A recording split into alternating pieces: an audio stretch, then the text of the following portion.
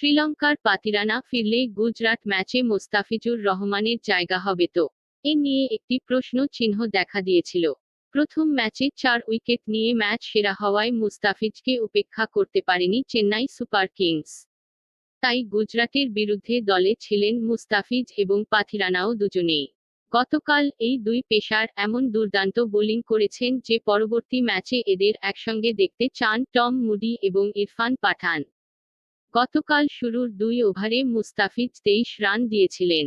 তবে ডেড ওভারে নিজের শেষ স্পেলে দারুণভাবে ঘুরে দাঁড়ান মো। বাংলাদেশের এই কাটার মাস্টার বল হাতে তার জাদু ছড়িয়ে যাচ্ছেন ম্যাচের পর ম্যাচে। আর তার এমন পারফরমেন্স পেছনে ফেলেছে স্টারক কামিন্স রশিদের মতো বাঘা বাঘা বোলারদের। প্রায় 25 কোটি টাকার খেলোয়াড়ও পিছনে পড়ে আছে 2 কোটি ফ্রিজের কাছে।